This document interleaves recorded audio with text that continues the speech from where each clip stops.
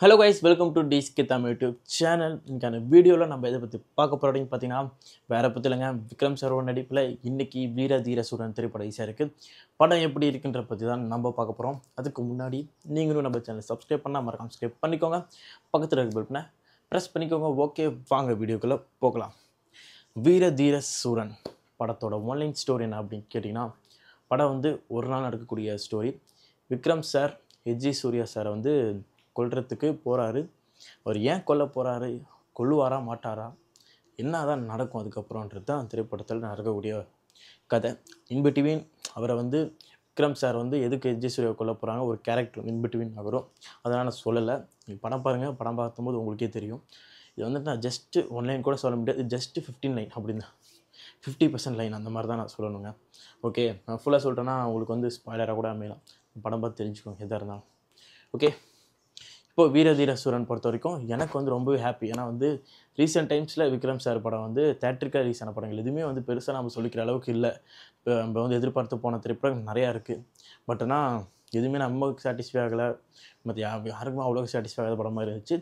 But வீர தீர சூரன் எனக்கு ரொம்பவே பிடிச்சிருந்துச்சி. திரைப்படம் எனக்கு ரொம்பவே பிடிச்சிருந்துச்சி. அப்பாடா, ரொம்ப நாள் கழித்து விக்ரம் சாருக்கு வந்து தேட்டருக்கெல்லாம் ஒரு நல்ல படம் வந்திருக்குப்பா, அந்த மாதிரி என்ஜாய் பண்ணி நான் வந்து ரொம்ப சந்தோஷம் அடைஞ்சேன்.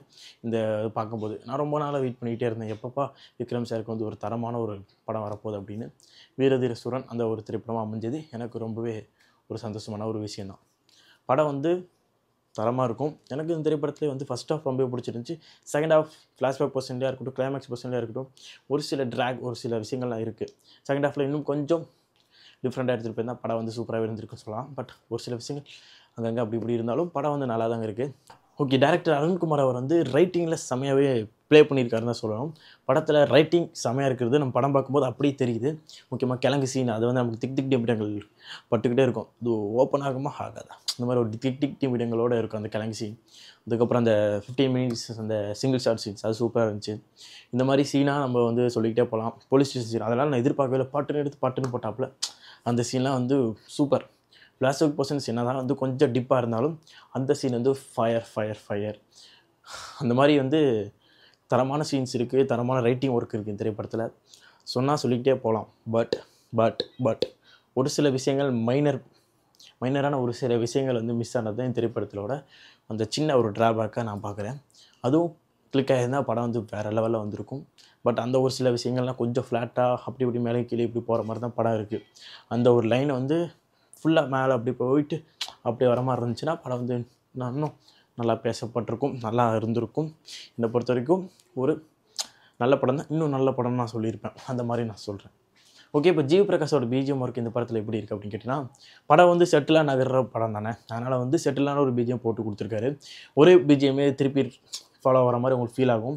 பட் வந்து ஜிவி பிரகாஷோட இந்த படத்துக்கு இந்த பிஜிஎம் போதுப்பா நினச்சிட்டாரான்னு தெரியல, இல்லை வந்து டேரக்டர் சார் சொல்லியிருப்பார் இந்த படத்துக்கு இந்த பிஜிஎம் போதுப்பா, இந்த படம் இப்படி தான் நகருது, இந்த பிஜிஎம் போதும், அந்த மாதிரி தான் சொல்லியிருப்பாருன்னு நினைக்கிறேன். ஏன்னா அந்த பிஜிஎம் பார்க்கும்போது எனக்கு அந்த மாதிரி தான் ஃபீல் ஆச்சு.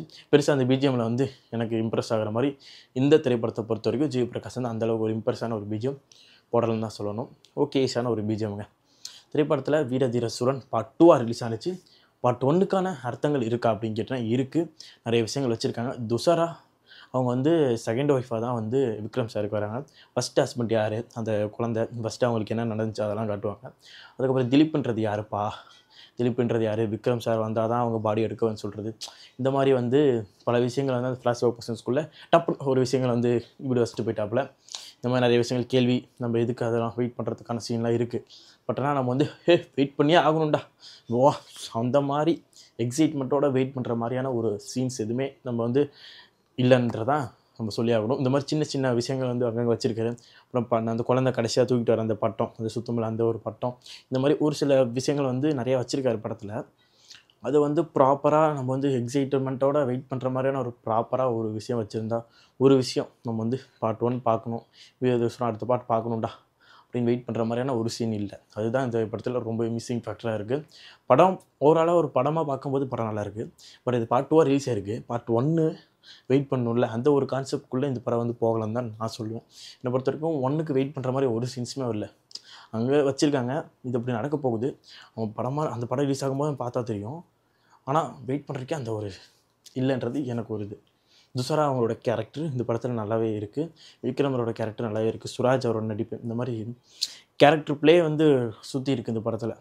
எஸ்ஜே செட்டிலான ஒரு ஆக்டிங் நம்ம எல்லா படத்துலேயும் ஒரு செம்மையான ஃபுல் ஃப்ளோவில் பார்ப்போம். பட் அதில் கொஞ்சம் அப்படி மீட்டர் குறைச்சி கொஞ்சம் செட்டிலான ஒரு ஆக்டிங் வந்து இதில் வெளிப்படுத்தியிருக்காரு. அந்த வகையில் எல்லா டிபார்ட்மெண்ட்லேயும் எல்லா ஆக்டருமே செம்மையாக பண்ணியிருக்காங்க. கேரக்டர் ப்ளே ரோலை வந்து சுற்றி நடக்குது. எல்லா கேரக்டருமே செம்மையான ஒரு டீப் ப்ளே இருக்குது. ஹீரோவுக்கு மட்டும்தான் இப்போ செம்ம கதை இருக்கும் அப்படின்னு இல்லாமல் எல்லா கேரக்டருமே ஒரு டீப் ரோல். எல்லாருமே வந்து ஒரு செட்டினான ஒரு கேரக்டர் ரோல் ப்ளே பண்ணுறாங்க.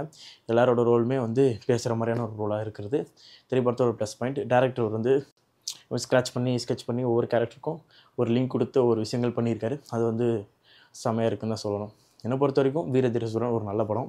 பட் ஆனால் பார்ட் 1 பார்க்கணுன்ற எக்ஸைட்மெண்ட் தூண்டுற மாதிரியான ஒரு சீன் இல்லை. பார்ட் 2 ஃபஸ்ட்டு ரீஸாக இருக்குது. பார்ட் 2 ஓவராலாக டீசெண்டாக இருக்குங்க. நீங்கள் தேட்டரில் போய் பார்த்து கண்டிப்பாக என்ஜாய் பண்ணலாம். தேட்டரிக்கல் மூமெண்ட்டாக ஒரு சில விஷயங்கள் இருக்குது. விக்ரம் சாரோட பழைய படத்துலேருந்து ஒரு பாட்டு எடுத்துகிட்டு வந்து கிளைமேக்ஸில் வச்சுருக்காங்க. அந்த சீன் வந்து தரமாக இருக்கும். இந்த மாதிரி நிறைய விஷயங்கள் தேட்டரிக்கலாக விக்ரம் ஃபேன்ஸாக நீங்கள் என்ஜாய் பண்ணக்கூடிய நிறைய சீன் இருக்குது. அதனால் வந்து டோன்ட் வரி, படம் வந்து நீங்கள் தேட்டர் போய் பார்த்தீங்கன்னா உங்களுக்கு என்ஜாய் பண்ணுற மாதிரியான சீன் நிறையவே இருக்குது. ஓகேஸ், வீரதீர சூரன் திரைப்படத்தோட ரேட்டிங் என்ன அப்படின்னு கேட்டிங்கன்னா 3.3 out of 5. Okays, thanks for வாட்சிங் திஸ் வீடியோ.